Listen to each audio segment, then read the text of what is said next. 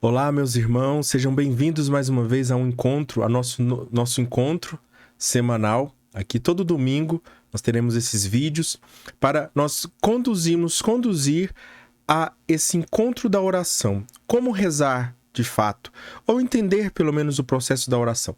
Primeiro nós precisamos entender que o processo de oração, ele é particular.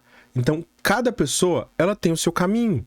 Né? Assim como cada pessoa tem o seu caminho na vocação, também na oração, cada pessoa vai conhecendo melhor. Mas nós podemos utilizar de caminhos já feitos para nós nos inspirarmos. Nós percebemos o seguinte, nesse caminho, nós observamos aquilo que nos atrapalha e aquilo que nos ajuda. Quando nós falamos daquilo que nos ajuda, falamos lá, por exemplo, no primeiro vídeo, nós falamos sobre a Virgem Maria e sobre a resposta dela. Né? Quando nós falamos sobre aquilo que nos atrapalha, nós falamos sobre as tentações, sobre o pecado. Vamos falar também sobre o pecado de uma forma correta. Mas algo que nos auxilia ou que nós precisamos compreender é a alma. Nós temos várias referências da alma na palavra de Deus, mas nós sabemos de fato o que é alma, o que é isso, né? Então nós temos aqui o nosso... em vários momentos na palavra de Deus nós temos uma referência ou uma citação da alma. Por exemplo, em Deuteronômio 6:5 diz o seguinte: amarás o Senhor teu Deus de todo o teu coração, de toda a tua alma e todas as tuas forças, de todas as tuas forças. Nós temos essa referência também no Evangelho. Então, eu escolhi essa porque ela é muito importante, porque ela é dita tanto no Antigo Testamento quanto no Novo. Então, ela é renovada no Novo Testamento, então ela é renovada, ou seja, ela não foi abolida. Essa lei não foi abolida, como outras leis do Antigo Testamento foram abolidas, claro. E aí nós temos essas leis. Mas nós vamos perceber então que é o seguinte: o que é essa alma? A alma, então, nós precisamos observar que a alma é tudo aquilo que define um ser vivente. Ou seja, um ser que tem vida. Então, vegetais, animais ou seres humanos, todas as criaturas vivas, elas têm uma alma. Mas nós vamos observar que a função da alma nessas criaturas vivas, elas têm uma diferença, certo? E nós temos essas três funções: a função vegetativa, a função sensitiva e a função intelectiva. Evoluindo de função, ou seja, cada função aí ela tem um pouco a mais do que as outras. A função da alma vegetativa, ela é a geração, crescimento e nutrição. Então uma planta, ou um animal, ou até mesmo o ser humano, ele possuem essas características de geração, crescimento e nutrição. Esse desenvolvimento, essa procriação, essa absorção dos nutrientes, né, ela é inerente ao ser vivo. Então, todo ser vivo, ele tem essa função vegetativa, que é o quê? Aquela função que a pessoa, ali existe uma vida, né? Ela não está morta, ela é algo vivo, é um ser vivo, e ela tem essa função. Mas é uma função que é impensada, ou seja, o ser, ele não precisa pensar para gerar essa função, para construir essa função em si. Ele basta estar, basta viver para isso. A segunda função da alma é a alma sensitiva, né? E aí nós temos na alma sensitiva duas realidades: os sentidos externos e os sentidos internos. Santo Tomás de Aquino, ele vai falar o seguinte para nós. Ele vai falar que nos sentidos externos, nós não temos 5, mas 3 sentidos, né? Nós falamos lá do tato, do paladar, do olfato, da audição, né? E aí nós temos esses 5 sentidos que nós conhecemos, mas Santo Tomás, ele resume a 3. Por quê? Porque um dele engloba já os outros 2. Nós vamos ver aqui, ó. O tato, ele é o responsável pela reação, ou como que eu posso falar? Por aquilo que é a interação do corpo com a superfície, né? E aí nós temos que o olfato e o paladar, né? Ou seja, o que entra na nossa boca e o que entra no nosso nariz, ele também é, de uma forma micro, mas ele também é uma interferência, ou uma interferência do meio externo, do meio superficial, da superfície de algum objeto, de algo existente no nosso corpo, né? E é o que nada mais é o tato. Nós temos também o sentido externo da visão, que é aquele que interage com a luz ou com as imagens, e também aquele que interage com o som, que é a audição, né? Então, nós podemos perceber que os nossos olhos, eles não interagem com o som, né? O nosso tato, a nossa pele, ou nossas mãos, ela não interage com a imagem, né? Então, aí existe essa diferença. Mas o olfato, o paladar, ele interage sim com a superfície, né? Então, nós temos esses 3 sentidos externos. Já os sentidos internos, que é um pouco mais complexo aqui, mas ele é como um conjunto que trabalha unicamente juntos. Eles trabalham juntos, mas ainda assim de uma forma separada. O que Santo Tomás de Aquino vai falar é que existem 4. São o senso comum, que é aquele responsável por receber dos sentidos externos aquilo que ele interage no meio. A imaginação ou a fantasia, que é aquele responsável por reter essa interação no meio externo. A estimativa ou a intuição, ou também o instinto, né? É aquele que é responsável por aprender o que ele recebeu do meio externo. E a memória, que é aquilo que conserva, aquilo que mantém o meio externo. Então você vê isso existente nos animais, você vê isso existente nos homens, mas você não vê isso existente nas plantas. Então nós temos ali a alma vegetativa, que está nas plantas, animais e homens, a alma sensitiva, que está apenas nos animais e nos homens, e o próximo nós vamos ver que é a alma intelectiva, que é essa alma que ela está presente apenas no homem. Por quê? Porque o homem é dotado de vontade e razão. Então, o ser humano, ele é dotado dessas 2 realidades, o seu intelecto. Então, o ser humano, quando se diz que ele é um ser racional, né, ele não é somente ser racional, mas ele é um ser que deseja. Ele é um ser que tem liberdade, e essa palavra é muito importante para nós. Essa liberdade que o ser humano tem com as suas atitudes, né? Então, como que acontece? O ser humano, ele é dotado de vontade e razão, né? Essa vontade, ela é livre, como nós vamos observar aqui.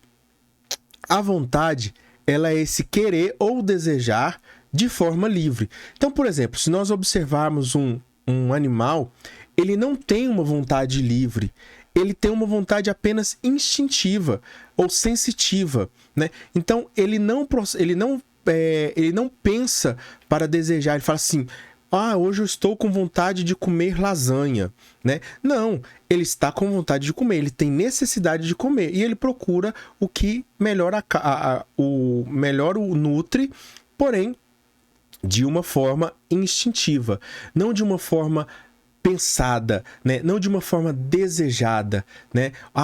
Você não vê um cachorro falando ou pensando assim: estou com desejo de fazer tal coisa. Não existe isso, né? Para os animais não existe isso, mas para o ser humano existe, porque o ser humano é dotado de vontade, mas não somente uma vontade livre, tá?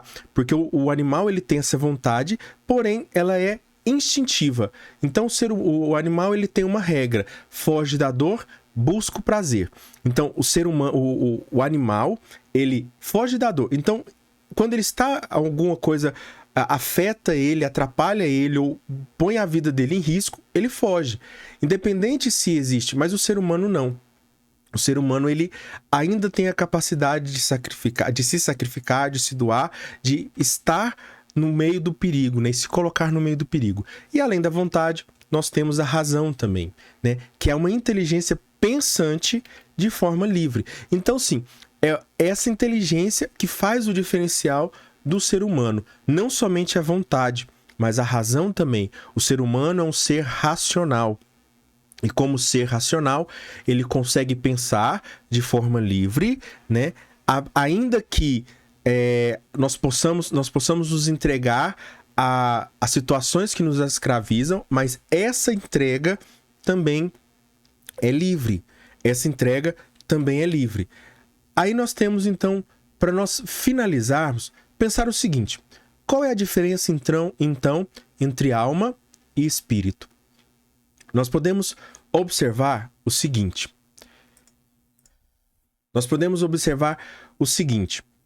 Qual é a diferença? Eu quero responder essa questão.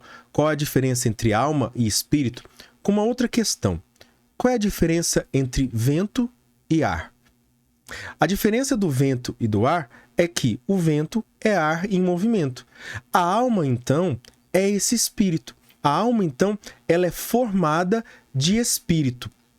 Então, o espírito é como se fosse o movimento da alma. O espírito que Deus coloca no ser humano é esse movimento da alma. É a alma que se coloca em movimento, né? Então, quando nós observamos ali o ar, por exemplo, né? E eu gostei dessa analogia quando eu percebi isso sobre a forma do ar se parecer também, porque nós temos também no nosso meio ar contaminado.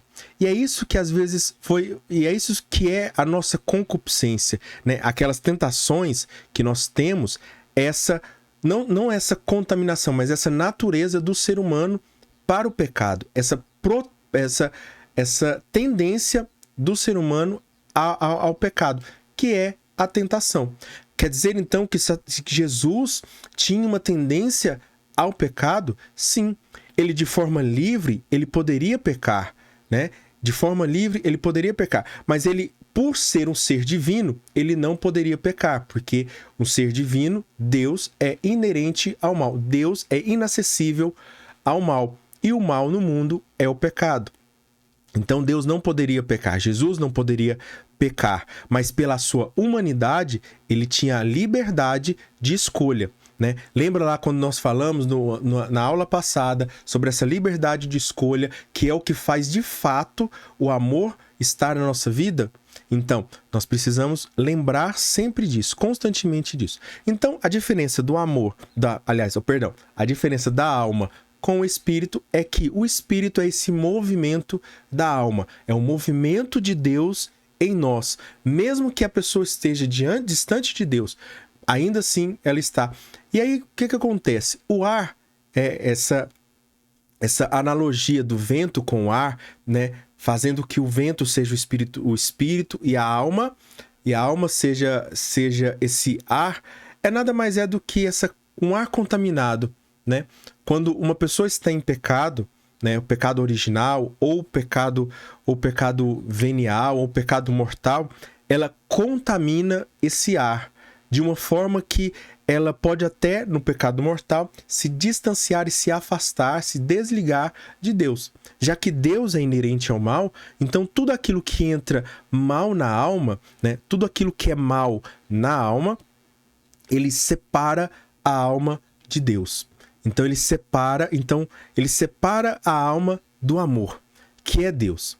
E aí nós podemos observar também que esse ar, né, no ar que nós respiramos, ele tem vários componentes. A nossa alma também tem vários componentes, que é a nossa vontade, como nós já observamos, e a nossa razão. Então, nós temos aqui a alma e o espírito, certo? Mas que são uma coisa só. Apenas a forma como a alma ela age, né? Quando ela está em movimento, ou seja, esse movimento é um movimento da vontade e um movimento da razão. Ele é guiado pelo movimento da vontade e o movimento da razão, de forma livre. Lembre-se sempre disso. É uma forma livre de você raciocinar e de você desejar alguma coisa. Para nós finalizarmos, então, nós podemos observar o seguinte. Nós podemos concluir o seguinte: a alma humana é o que identifica o homem à semelhança de Deus. Por quê? Porque a alma humana é a única que é livre para pensar. E Deus é razão pura. Deus é amor puro. Deus é vontade pura. O que Deus deseja, ele cria. O que Deus pensa, ele cria. Se Deus pensa em criar uma criatura, essa criatura já existe. Então, nós também, pela vontade e pela inteligência, podemos procriar, ou seja, podemos participar da criação. Nós percebemos isso claramente no Gênesis, quando Deus ele cria todas as coisas, e quando ele cria o ser humano, ele para de criar. Ou seja, ele chegou no ápice, e ali quem cria a partir da criação é o ser humano, auxiliado por Deus, claro, inspirado por Deus, mas é o ser humano quem cria quem cria a criação, ou seja, que continua a criação divina. E na alma, é na alma que se comete pecado ou se comete um ato santo. Então, a alma é que de fato peca, ou é a alma que de fato se torna santo. Por quê? Porque é na alma que existe a vontade, e é só com a vontade voluntária que se peca. Então, uma pessoa que ela pensa sobre o pecado, uma pessoa que é tentada sobre o pecado, ela ainda não pecou. Uma pessoa que recebe a sugestão, nós vamos ver isso na próxima semana, mas uma pessoa que recebe a sugestão, ela ainda não pecou. Uma pessoa que tem um colóquio com a sugestão, né, com o pecado, com a tentação, ela ainda não pecou. Uma pessoa que ela combateu a tentação, ela ainda não pecou. Ela só vai pecar num 4º estágio e num 5º estágio ainda, que nós veremos nas próximas aulas ainda. Não sei se será na próxima aula, mas nós veremos nas próximas aulas. Então é isso. Nós precisamos da alma, nós precisamos entender que a alma é essa presença de Deus em todo ser vivo. É essa presença viva de Deus, de fato, né? Porque Deus está presente em todas as coisas criadas, né? A partir da sua criação. Tudo aquilo que é criado, Deus está presente. Mas Deus está mais presente ainda com seu espírito, com a sua alma, naquilo que é vivo. Porque Deus, nosso Deus, é um Deus vivo e não um Deus de mortos, né? Louvado seja o nosso Senhor Jesus Cristo, para sempre seja louvado. Tudo por Jesus e nada sem Maria. Eu quero te convidar, então, a compartilhar esse vídeo, a curtir esse vídeo, entregue para outras pessoas também. Fala assim, olha, esse conteúdo aqui é interessante, eu nunca tinha pensado sobre isso, ou já tinha pensado sobre isso, eu achava que era uma coisa que é outra, tal, né? Talvez você não pensasse assim, mas será que meu cachorrinho tem alma? Sim, ele tem alma, mas não é uma alma intelectiva. Ah, mas então se não é uma alma intelectiva, ele não é capaz de ser santo. Se ele não é capaz de ser santo, ele não pode ir para o céu, tá bom? Né? E nós precisamos entender isso e falar sobre isso também. Mas se você gostou do conteúdo, deixa então seu like, né? Curte aqui, compartilha, comenta também, é muito importante também para nós entregarmos cada vez mais, para o YouTube entender que esse conteúdo é importante, que você gosta desse conteúdo, que você achou interessante, e aí outras pessoas também vão perceber e vão achar interessante, tá bom? Então, é isso. Ficamos selados na proteção de Deus que é Pai, Filho e Espírito Santo. Amém. E que nós possamos nos encontrar no próximo domingo, né? Mais uma vez, nesse canal aqui. Amém.